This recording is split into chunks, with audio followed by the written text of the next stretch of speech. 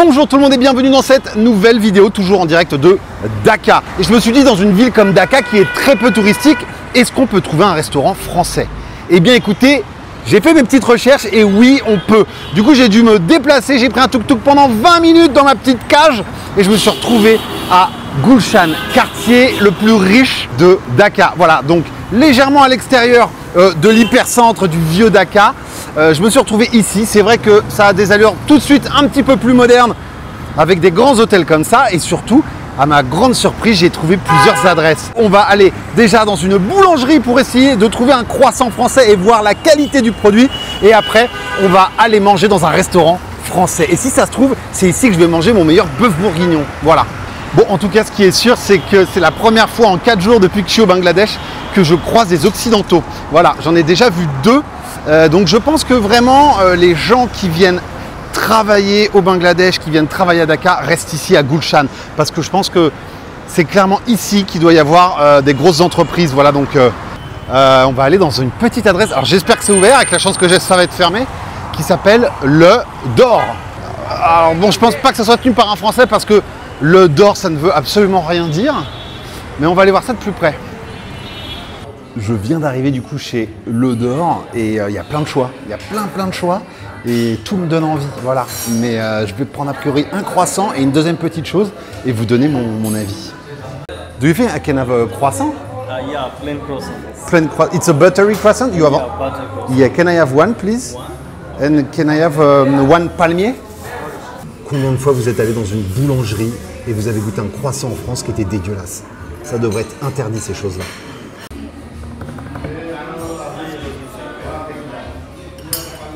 Thank you. Nice. Pay your water. Thank you. Et voilà, chose faite. Je m'apprête à manger un croissant au Bangladesh. Est-ce que oui ou non, on se lance dans la dégustation de ce croissant? Ça va être vite vu de toute façon. Hein. Oh, sympa. Bon, alors, il a l'air plutôt bien, pas mal de beurre, plutôt sympa.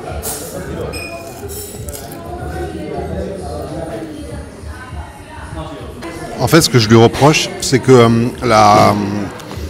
comment dire, il est croustillant, mais on dirait qu'il a été réchauffé au four. Et du coup, bah, tu as le dessus qui devient trop croustillant. Et ça me gêne un petit peu. Voilà. Bon, c'est pas vraiment le meilleur croissant que j'ai mangé. Hein. Je trouve que, tu vois, il s'effiloche trop. Quand tu le prends comme ça, il se casse. Et ça, c'est vraiment quelque chose pas possible. Ouais. Malheureusement, je suis un peu déçu par le croissant. Vraiment. Alors après, quand on n'a jamais goûté de ta vie et que d'un coup on t'en propose un comme ça, il y a pire.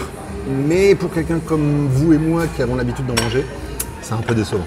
Et là, il me reste le palmier. Regardez-moi ça, le beau palmier là.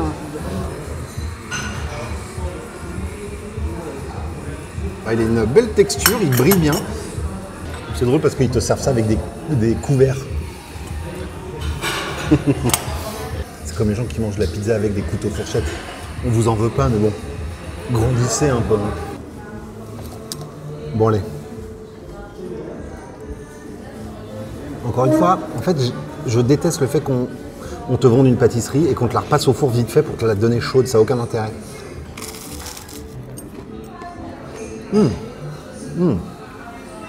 Ok. Je préfère que le croissant. Pas mal. Bien sucré, caramélisé à l'extérieur. En tout cas, j'ai essayé de demander, j'arrive pas à savoir si la personne qui a ouvert ce resto, cette boulangerie, était française ou non. J'ai pas trop de réponse. En tout cas, il y a quand même des très beaux produits. On va manger après, du coup, je peux pas goûter 40 trucs, mais il y a des cheesecakes qui ont l'air énervés, il y a plein d'autres pâtisseries, des chocos suisses, des éclairs. Je suis pas un grand fan de l'éclair. Du coup, je voulais vraiment goûter 2 classiques. Si je pouvais en toucher 2 mots au proprio, je le ferais quoi. Et bien voilà, messieurs dames, je l'ai fait, j'ai mangé mes 2 petites pâtisseries, viennoiseries françaises au Bangladesh. Du coup, je vous l'ai dit, j'ai été honnête avec vous. D'ailleurs, je vais plutôt aller par là. Le croissant n'était pas folichon. Il y avait de l'idée, mais j'ai pas trouvé ça fou. Et le palmier était pas trop mal. Ça va. Voilà, du coup maintenant on va aller se balader, continuer un peu et se rapprocher du restaurant français. C'est ça là le vrai truc de cette vidéo, c'est d'aller manger des vrais plats français à Dakar. Et ça j'ai vraiment hâte. Tiens, regardez-moi ça là. Je suis devant le restaurant, on va rentrer et on va sur une petite table. Hello. Hello. Hello. Eh bien, ça y est, je suis installé. Ça a été très rapide. Oh là là, cet épi de l'enfer. Je suis installé. Alors, c'est très très beau ici. C'est très très beau, très grand. J'ai clairement la lumière juste au-dessus de moi. Et c'est très bien, ça va bien éclairer les plats. Ah, et j'ai un beau menu en plus. On va voir ça. Je reviens vers vous, je fais ma sélection. Alors, il y a de la soupe à l'oignon. Il y a la tomate mozza, il y a de la mousse de canard. Alors c'est pas du foie gras, c'est de la mousse de canard. Il y a pas mal de choses, hein. Je vais essayer de me prendre une petite entrée et un plat principal. Oh, il y a du confit de canard, messieurs, dames. Et il y a du homard. Et vous savez quoi, il y a de la bouillabaisse. Mais la bouillabaisse, j'en ai pas assez mangé, du coup je serais pas capable de dire si elle est bonne ou pas bonne. Parce que j'en ai mangé genre une fois dans ma vie. Voilà, j'ai pas vécu à Marseille. Et je pense qu'il n'y a que à Marseille que tu peux manger de la vraie bouillabaisse. Mais il y a plein de choses, hein. Il y a beaucoup de choses. Faux filet, pièces de bœuf, poitrine de bœuf, agneau confit de 7 heures. Messieurs, dames, la commande est passée sur un carpaccio de noix de coquille Saint-Jacques à l'huile de coriandre et aux perles de citron. Alors ça peut être très sympa. Et en plat principal, messieurs, dames, je me suis pris un agneau confit de 7 heures, légumes jaunes aux épices, jus aux olives vertes. Et j'ai bien sûr, vous me connaissez, demandé un verre de vin rouge. Malheureusement, je suis assez étonné, mais ils ne vendent pas de vin rouge ici. Même dans une adresse, dans un quartier riche de Dakar, eh bien, pas possible d'avoir de l'alcool. Tant pis, j'ai pris un petit Perrier. Et on parlera bien sûr des prix en fin de vidéo. Alors, le chef qui travaille en cuisine s'appelle Serge. Malheureusement, il n'est pas là aujourd'hui. Voilà, tant pis. Sinon, j'aurais été ravi de lui passer un petit bonjour. Thank you, sir. Oh, wow. Tout de suite. Mais franchement, j'ai pas. C'est tout de suite, tu sens que tu vas te régaler. Oh là là là là. Mais regardez-moi ça, messieurs, dames. Donc, je le répète, on est sur un carpaccio de noix de Saint-Jacques à l'huile de coriandre.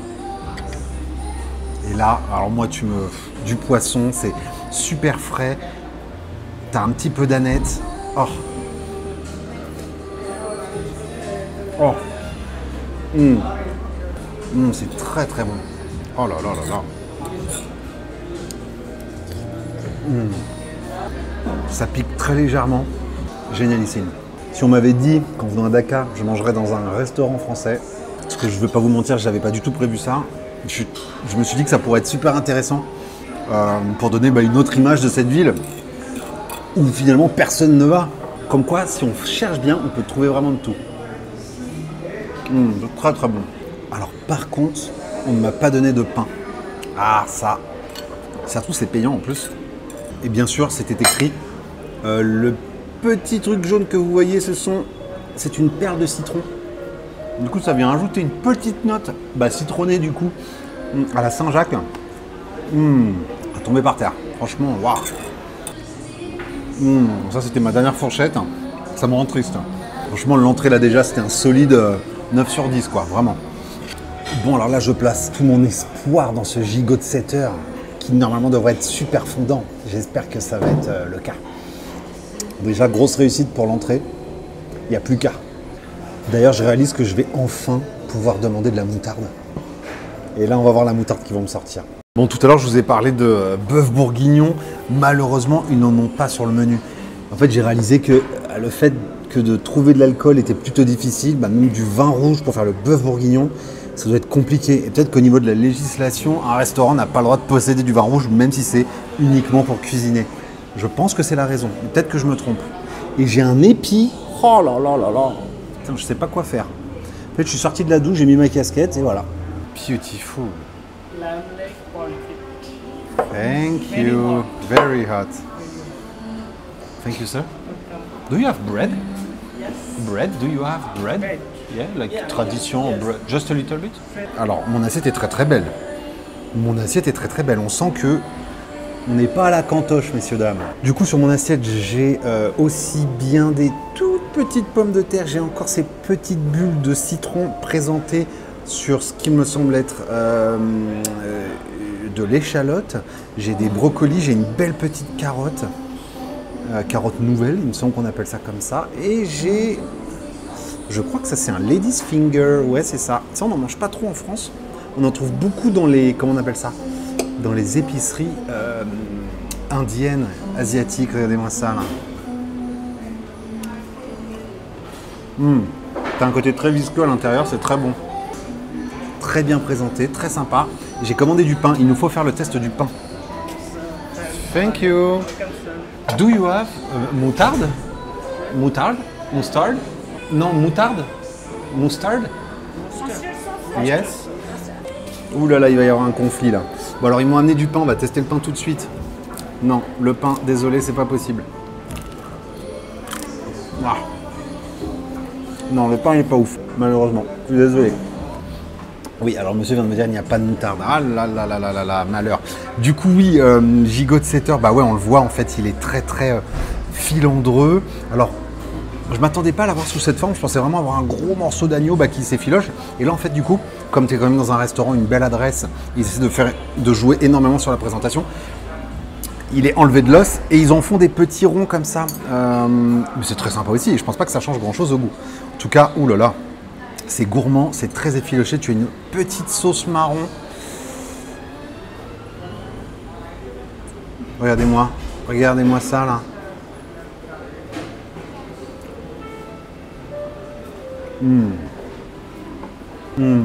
Oui, avec une sauce à l'olive. Oh là là, très sympa. C'est très très bon. Regardez, ça c'est encore les petites feuilles avec la bulle de citron à l'intérieur. Et du coup, ça mélangé à l'agneau. Très très bon. Et puis l'agneau, mais il est fondant quoi. Il fond et tu sens que oui, il a bien cuit quelques heures. Du coup, 7 j'imagine. Et la sauce marron, alors oui, elle a le goût de l'olive, mais c'est très très léger. J'avais un peu peur que ce soit trop prononcé, et là c'est très très bon. En tout cas, c'est vraiment très bon. J'arrive déjà sur la fin. J'ai trouvé ça vraiment top. Encore une fois, on est sur un 9 sur 10 à l'aise, messieurs, dames. Est-ce que je vais me laisser tenter par un petit dessert? Il y a de grandes chances, mais on est là pour ça. Regardez ça là. Regardez-moi tout ça, tous ces petits... Comme c'est filandreux, comme c'est beau. Magnifique. Alors en dessert, on a une tarte au citron meringuée, génial, j'aime beaucoup. On a un baba. Le baba, là il n'y a pas de rhum, c'est sûr.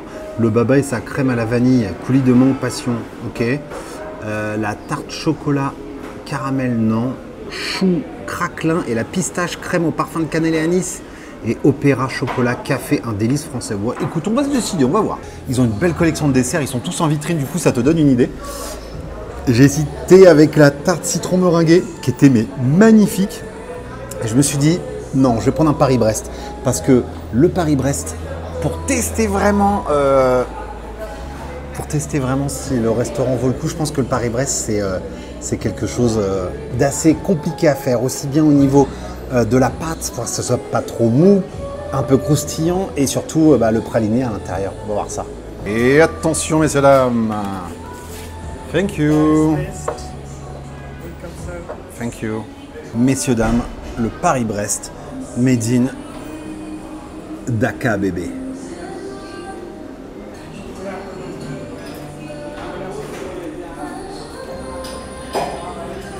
Tu as des petites noisettes sur le dessus. Ah, j'ai essayé de ne pas faire un malheur. J'ai fait un malheur. Déjà, on va goûter la crème pralinée là. Oh. Très très bonne. Très très bonne. On va goûter avec.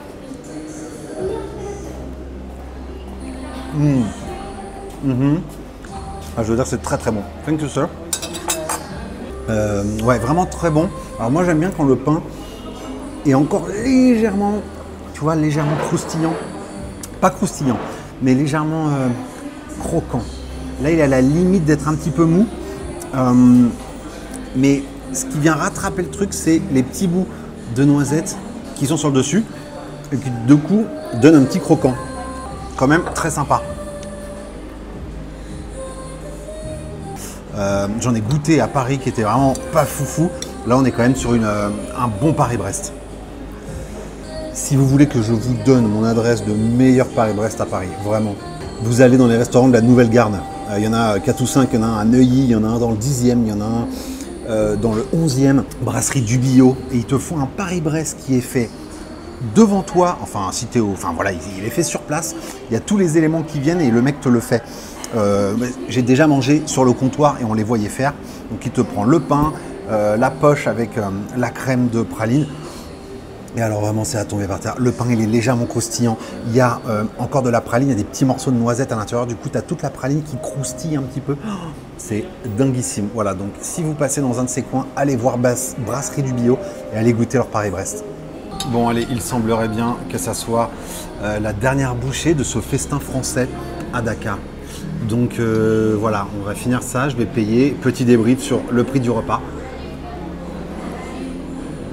Bon, en tout cas, autant vous dire que la population de gens qui viennent manger dans cet établissement,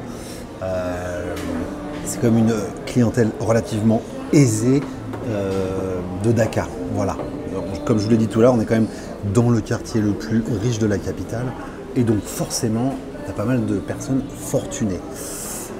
Voilà. Bon, en tout cas, c'était très bon. Je vais payer et on va sortir. Oh là là là là, mais quelle expérience, messieurs, dames, qui l'aurait cru que j'allais manger dans un restaurant français à Dakar. Et ben voilà, c'est chose faite. J'ai passé un très bon moment, c'était très très bon, je l'ai assez dit. Niveau prix, j'en ai eu pour 43 €.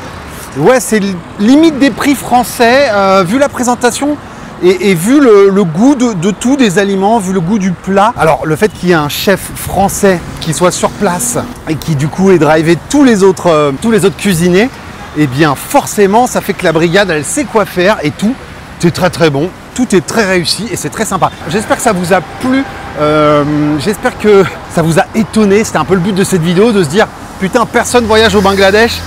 Mais alors il y a encore moins de personnes, de Français qui ont déjà dû manger dans un restaurant français à Dakar. Et ben voilà, c'est chose faite, je suis content de l'avoir fait, j'espère que ça vous a plu. Donnez-moi vos avis en commentaire et on se voit dans la prochaine vidéo. Allez, salut tout le monde, ciao.